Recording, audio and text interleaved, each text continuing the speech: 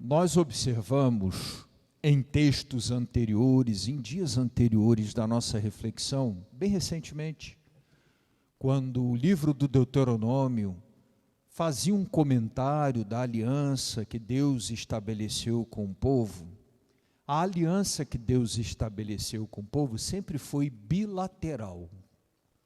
O que significa isso? A aliança ser bilateral. Deus fez aliança com o povo, e nesta aliança, na realização dela, as duas partes precisariam se empenhar para que a aliança se concretizasse, acontecesse de fato. Um lado é o lado de Deus, numa ponta, o outro lado é o lado do homem. Então o Senhor apresenta essa bilateralidade nos seguintes termos: se guardardes os meus mandamentos e observardes as minhas leis, essa é a parte do homem. Guardar os mandamentos e observar as leis. Eu serei o vosso Deus, e vós sereis o meu povo. Em outras palavras, o que está dito na aliança é: a parte do homem é observar os mandamentos, observar a lei, e a parte de Deus é guardar, manter, ser a garantia da permanência dessa aliança. Então a aliança, Berite, tema fundamental do Antigo Testamento, é bilateral. A garantia está no próprio Senhor, Ele é a garantia da aliança. Mas a aliança se concretiza em dois passos, né? A gente chama isso de sinergia, que é o encontro de duas energias, duas iniciativas. A iniciativa divina, Ele dá um passo, Ele ama primeiro, Ele escolhe, convida para a aliança, e diz que essa aliança tem também um outro passo a ser dado, que é o nosso: observar os mandamentos e observar a lei. É assim, por exemplo, que se revelou no Antigo Testamento e no Novo Testamento o modus operandi, a maneira de agir, de operar do nosso Deus. Ele sempre trabalhou desta forma. Ele faz a parte dele e nós devemos fazer a nossa parte. Essa noção de bilateralidade da aliança, que o próprio Santo Agostinho traduz quando, por exemplo, ele fala da criação do mundo, ele diz: olha, Deus que te criou sem você, ou seja, foi iniciativa total dele. Para te salvar, precisa de você, não vai te salvar sem você, ou seja, você também precisa dar o seu passo. Ele te criou sem você, mas não vai te salvar sem a sua colaboração, sem você.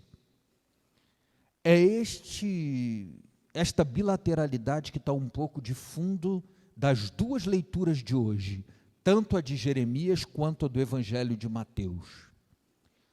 Jeremias foi dos profetas talvez o mais incompreendido e o que experimentou mais rejeição, porque a missão dele foi árdua.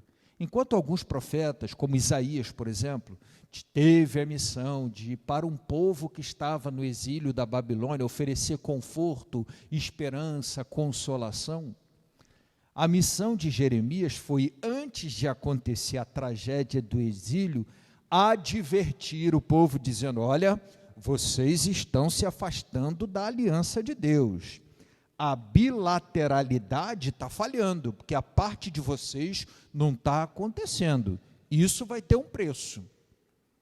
Então, em virtude de Jeremias ter, ao longo da sua história de profecia, sido um profeta de advertência, de admoestação, ele levou meio que a fama de anunciador de desgraça. Quando Jeremias chegava em alguma cidade, em algum lugar, o povo dizia: lá vem esse camarada anunciar desgraça, dizer que vai acontecer isso ou aquilo conosco, dizer que a desgraça vai se abater sobre nós, dizer que nós vamos conhecer mais uma vez o desterro. Não, não pode ser isso. E em vez de escutar o profeta Jeremias e procurar corrigir, o que a turma fazia? expulsava Jeremias da cidade, surrava Jeremias, prendia. A coisa era tão séria que Jeremias tem um livro, na Sagrada Escritura, um livro chamado Livro das Lamentações. Não sei se vocês já tiveram a curiosidade de passar por esse livro no Antigo Testamento. Em que consiste esse livro das Lamentações? São as lamentações do profeta Jeremias. Ou seja, um livro inteiro dedicado a tudo que o camarada escreveu no que diz respeito a ser rechaçado, hostilizado, mal recebido, incompreendido, Jeremias.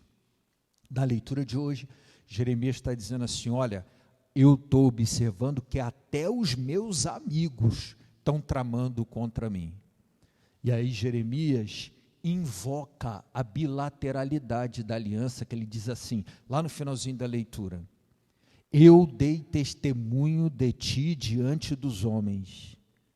Por favor, Senhor, seja o meu defensor, defenda também a minha causa diante deles. O que ele está dizendo ali? O Senhor me chamou para a profecia, eu dei testemunho diante dos homens, e o Senhor precisa ser o meu defensor, o meu Goel. É uma figura que aparece no Antigo Testamento e que cresce muito, né? Ela desemboca ali em Jesus, a figura do Goel, o defensor, o meu guardião, o meu protetor. É exatamente aquela figura que está sendo invocada ali em Jeremias, e Jeremias usa como fundamento do pedido que ele faz a bilateralidade da aliança. Senhor, defendei a minha causa, porque eu dei testemunho de ti diante dos homens. Aquele Jeremias não está apresentando ali como que uma exigência, uma obrigação, mas ele está invocando a aliança, dizendo ao Senhor, lutei para cumprir a minha parte e preciso da sua defesa, sede o meu Goel. No evangelho de hoje, claro, não estamos aqui mais no mundo do Antigo Testamento, o mundo judaico, mas no mundo grego ali do Novo Testamento, o ambiente de Mateus, né? Mateus nos apresenta Jesus num discurso falando da pronoia, que é o termo grego que significa o cuidado vigilante, permanente sobre nossa vida, que nós traduzimos em português pela palavrinha providência. Deus é providente. E aí, quando Jesus apresenta esse tema no discurso, ele diz assim, ó, não tenhas medo, o Senhor é providente. Vocês já observaram os pardais, que é a coisa mais comum na natureza, coisa que a gente encontra aí com bastante facilidade e em quantidade? Pois bem, não cai um pardal do ninho sem que Deus permita, consinta. E a mesma coisa Jesus diz dos fios de cabelo da cabeça. Observe bem os fios de cabelo. Quantos fios de cabelo a gente perde por dia? Pois bem, nenhum deles cai sem que o Pai do céu permita. E Jesus conclui essas duas imagens dizendo, o mesmo acontece conosco. Nada ocorre em nossa vida sem o consentimento do Pai. A providência divina nos guarda, nos protege. Deus é providente.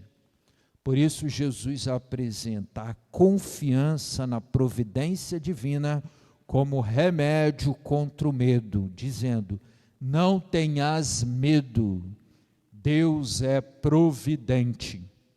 Esta imagem do Deus providente apresentada por Jesus no Novo Testamento é a desembocadura da imagem do Goel apresentada pelo profeta Isaías no Antigo Testamento na primeira leitura de hoje, como o defensor que defende nossa causa, atento às nossas necessidades, socorro pronto, garantia da bilateralidade da aliança.